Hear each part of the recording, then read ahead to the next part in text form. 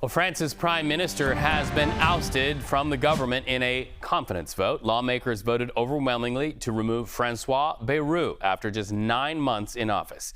CBS News correspondent Shanelle Kaul follows this story from CBS Broadcast Center. So, what spurred this vote, and why did lawmakers so strongly remove him? I've been studying this morning that France has a major debt problem on its hand.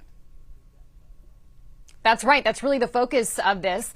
This is a huge political crisis for France, Reed, but that vote today is not really a huge surprise. I'll tell you why. For weeks now, Prime Minister François Bayrou, who, by the way, is pretty centrist, was proposing that France should essentially slash public spending to repair its debts. You talked about that debt problem there.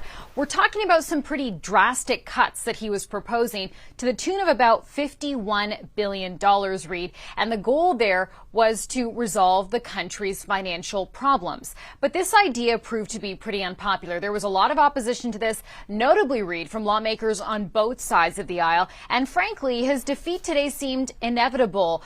He actually called the non-confidence vote himself today in Parliament. In fact, our partners at the BBC had reported that his speech at the National Assembly, quote, felt like a funeral procession for his minority government. So that vote came in 364 to 194 against him.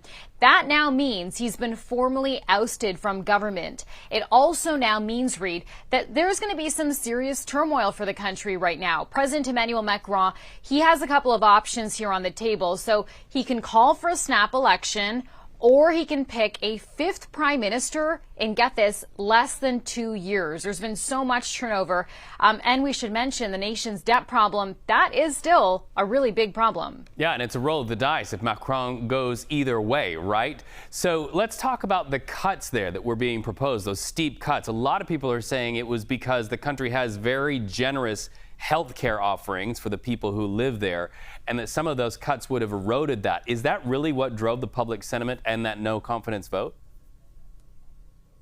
I mean, look, I think there was a lot of concern that that may have been a reality. And I think lawmakers were hesitant to vote to empower this kind of proposal because they are looking at their constituents coming up to the next election. And so because there were so many concerns around the impact this proposal may have, people did want to turn away from it. But the problem is still that the nation's debt crisis is still a crisis, and they're going to have to find a way to move forward some way or another. Shanelle Kaul, always great to see you, my friend. Happy Monday. We'll see you back here on CBS News 24/7 as you always keep us current. Thank you so much.